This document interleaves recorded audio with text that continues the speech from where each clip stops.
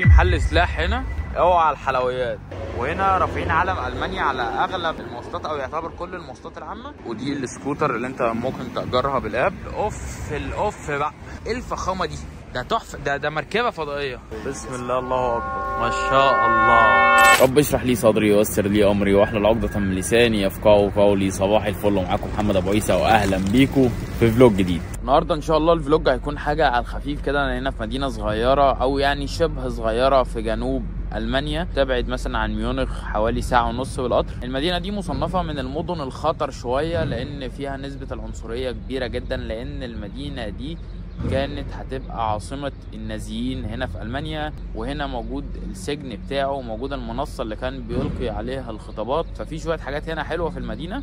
دلوقتي أنا في منطقة العرب، هروح نشوف الدنيا فيها ايه، هوريكم الشوارع عاملة ازاي المنطقة. هو هنا بعض المواصلات مختلفة بقى شوية عن الشمال وعن الشرق، هنشوف. ويلا بينا. قبل ما نبدأ الفيديو متنساش تعمل لايك للفيديو، سبسكرايب للقناة، وتصلي على النبي، ويلا بينا نبدأ. الجو النهارده ساقعة شويه، او الجو عموما في المدينه دي ساقعة فوق الوصف، ولكن يعني شكل البيوت او الكلام ده ما تختلفش كتير عن البيوت بتاعت الشمال يعني، بس الناس مختلفه. يعني شكل الناس تحس ان في اختلاف فعلا. شكل الالمان في عنصريه هنا زياده قوي عن برلين مثلا. شكل المواصلات، شكل الشوارع، اهتمام الناس هنا بالعربيات عالي شويه. تحس الناس هنا اعلى شويه بس عنصريه اكتر. انا شباب اخونا احمد علاء يا معلمي. معلمي يا حبايب قلبي، عامل ايه؟ كله تمام يا انا اخدكم بقى، واحمد النهارده هيلففنا في المدينه لوك ضرب نار ان شاء الله. احنا دلوقتي المفروض هنروح نجيب حاجات للشوي والكلام ده، نروح نجيب شويه فراخ على شويه حاجات للجريل وكده، وهاخدكم بقى اوريكم المدينه هنا ماشيه ازاي، اوريكم الناس، اوريكم المحلات، اوريكم اسعار كمان. الحاجه هنا اغلى شويه من عندنا، فهنشوف. بس الجو ساقعه اوفر، وانا ايه مش هعرف اصور كتير لان انا ايدي في ذمه الله، فان شاء الله هحاول اصور لكم واطلع لكم حاجه محترمه.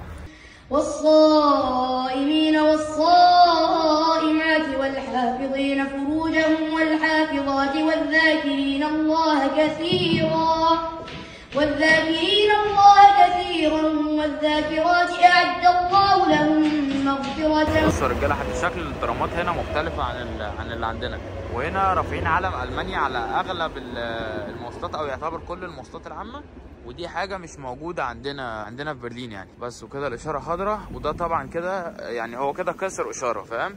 لان الاشاره بتاعتي خضراء وكان المفروض يستنانا. ودي السكوتر اللي انت ممكن تاجرها بالاب، تعمل سكان هنا وتاجرها. الساعه بتاعتها مش غاليه يعني، او يعني هي بتتعامل بالدقيقه مش عارف 25 سنت او 19 سنت حاجه كده يعني. اجرته في مره ولكن مش غالي خالص، مش غالي اللي هو يعني يفك ازمه، فاهم يعني؟ انت دلوقتي انا يوم ما اجرته كانت المواصلات واقفه كلها في المانيا، كانوا عاملين اضراب، وكنت عايز اروح اشتري حاجات والمكان كان بعيد وكان لازم اركب مواصلات، بس كان لازم اروح اشتري الحاجات. فرحت مأجره، خدته رايح جاي، سرعته ممتازه جدا، ولكن كنت في الاول ما كنتش عارف استعمله شويه، مش عارف اوقف الموتوسيكل يا لهوي، بس كان لذيذ يعني. وبصوا مثلا المكان ده علشان فيه شويه تصليحات وشويه هد وشويه الحاجات دي، ده عباره عن حمام، ولكن حمام مخصص للعمال بس، فلازم هنا يهتموا جدا بالموضوع ده. اي حته فيها بنى، فيها تصليحات، فيها اي حاجه، لازم يجيبوا الحمام ده للعمال. بصوا يا رجاله، هي المدينه مدينه قديمه يعني، فاغلب المباني اللي فيها هتلاقوها مباني قديمه، وبيعتزوا هنا بقى هنا بالمانيا قوي، اوفر اكتر كمان من هناك. فهتلاقي بص حتى علم المانيا احنا مش بنشوفه في برلين، لكن هنا محطوط على كل المواصلات العامه. بصوا مثلا ده محل كده بيبيع موبايلات، دي اسعار الموبايلات. انا مش عارف اذا كانت الموبايلات دي مستعمله ولا جديده، بس اعتقد انها مستعمله. دي ثمنها مثلا هنا اس 21 ب 264 بدل 299. هنا سامسونج 22 اس الترا 500 يورو. طبعا الحاجات دي مستعمله وش. بصوا يا رجاله، كل المباني هي عباره عن مباني قديمه، اغلب المدينه كلها مباني قديمه. الاوف بقى، هنا مهتمين بالبي ام، حاجه يعني فوق الوصف. بسم الله ما شاء الله، حاجه يعني جباره. ما شاء الله. بص الجنط، ورا هنا في بورشه كاين، وفي هنا بقى المحلات مكتوبه بالعربي ايه، الهرم، مواد غذائيه، هنا علم سوريا الجديد. السلام عليكم. وفي هنا ملحمه المدينه اهو، ده غالبا هندخل نجيب منه. بصوا يا رجاله، ملحمه المدينه لحوم حلال. هنا برضو مكتوب كل حاجه بقى بالعربي، مواد غذائيه، لحوم، دجاج، اسماك، في كل حاجه. دي حاجه برضو انا ما شفتهاش قبل كده، او ممكن يعني ما خدتش بالي منها، وده محل للجيتارات، فشكلها جامده جدا الصراحه. يعني انا ولا بعرف اعزف عليه ولا بعرف استخدمه، ولكن انا بحب شكل الجيتار. وبصوا المحل من ورا، هو تقريبا المحل يعني خاص بكل الالات الموسيقيه. في هنا بيانو، انا مش من هواة البيانو بس بحب شكله برضه، يعني مثلا حاجه زي كده شكلها شيك. دي الحاجات بقى للناس اللي بتصور وتسجل وبتاع. في هنا جنبه ماركت تركي، تاخد بقى الحاجه في الكيسه بالكيلو ال2 كيلو وبتاع، وتعبي وتدخل توزن جوه، يعني كانك بالظبط في الدوله العربيه. توزيعة الماركت نظيفه جدا الصراحه، من الماركتات المحترمه جدا، مقسمه حتى. بصوا تناسق الالوان جميل جميل، والتنظيم تحفه، وريحه المكان فكرني بالماركتات بتاعت السعوديه، الماركتات الكبيره. وبصوا ده ايه؟ ده جوز هند، بيبقى جواه ميه على فكره، تبقى طعمها حلو. يعني واحده جوز الهند ب99 سنت، بتجيبها بتكسرها من هنا كده، من ال3 نقط دول، بتضرب السكينه هنا، بتروح جايبها 3 حتت، فاهم؟ تروح مقشر الحته اللي بره دي، تشرب الميه اللي فيها، طعمها جميل جدا. وبعد كده تاكل احلى جوز هند في الدنيا، يعني طعمها اوريجينال جدا، بتبقى للنقنقه كده، فاهم؟ والميه اللي فيها كل ما كترت الميه كل ما تعرف ان هي جودتها احلى. بصوا يا جماعه الثمره دي اللي ما كناش بنشوفها فين الا في المزرعه السعيده، كان اسمها شجره التنين المجنح باين حاجه كده يعني. وهنا في برقوق، بصوا البرقوق لونه ايه؟ لونه اصفر حرفيا شبه الليمون.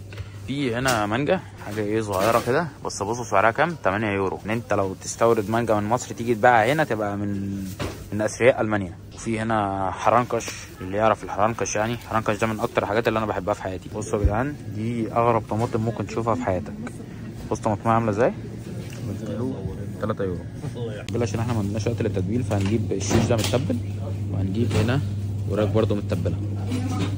بصوا يا رجاله جبنا شويه حاجات كده يعملوا لهم تقريبا 2 كيلو ونص شيش طاووق وراك مخليه، عاملين تقريبا 19 يورو. واحنا دلوقتي بقى اشترينا الفراخ، هنطلع نشوف مكان بيبيع فحم، لان ما لقيناش فحم عندهم عشان نعمل جريل. ان شاء الله دلوقتي نلاقي فحم، وبعد كده نطلع على مدينه اصغر من اللي احنا فيها علشان نشوي. يلا بينا. هنا علم سوريا الجديد اهو. طول ما انتوا ماشيين في شارع العرب انت شامم ريحه المشويات، شامم ريحه الاكل، شامم ريحه الحاجات الحلوه. ادي الريفر رجاله، ندخل بقى نشوف فحم جوه. ما لقيتش فحم يا رجاله، لازم دلوقتي نروح ندور في حته ثانيه. بص هو لازم يطلع للواحد خازوق كده في النص. الحاجات الغريبه محطوط جزوخت على ايه بقى؟ على قطه مفقوده، كاتبين الاسم والعنوان والسن وتاريخ الميلاد وكل حاجه والعنوان، لو حد لقاها يعني يتصل عليهم. كده جبنا عيش عربي، جبنا الفراخ، جبنا كل الزوم الجريل، الا الفحم بقى اللي هيولع الجريل. فاحنا عمالين نلف على المحلات مش لاقيين طبعا، لان الجو الشتاء مفيش حد بيشوي دلوقتي. هنروح كده على مدينه صغيره ثانيه ان شاء الله نلاقي هناك. بسم الله الله اكبر، بسم الله الله اكبر، ما شاء الله، تحفه فنيه. بصوا يا رجاله وفي محل سلاح هنا. بص بقى يا معلم، اوعى الحلويات، ده عامل كام ده؟ 1200 يورو.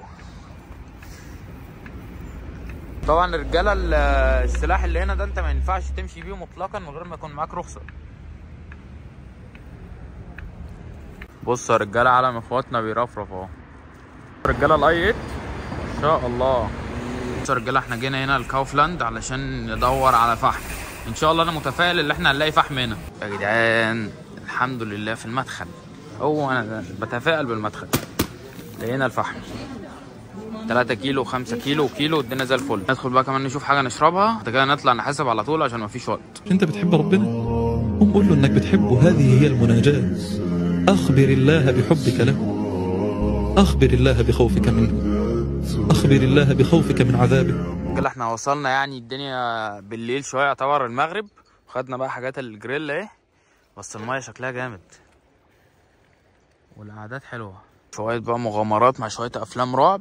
احنا هنا في الكوكب لوحدنا، حطينا حاجات الجريل والدنيا ايه بتمطر كده، وفي صوت عفاريت اصلا، بس صوت الهواء اساسا مرعب. بس يا رجاله فاحنا دلوقتي بقى هنولع الفحم ونقعد نشوي. يلا بقى عشان انا ميت من الجوع حرفيا، يا رب نخلص. ولا تكونوا كالذين نسوا الله فأنساهم أنفسهم أولئك هم الفاسقون. لا يستوي أصحاب النار وأصحاب الجنة أصحاب الجنة هم الفائزون. هذا رجاله اهو قاعدين بنحضر الحاجه، الدنيا بقى طبعا ضلمت. اخواتي حبيبنا اخواتي.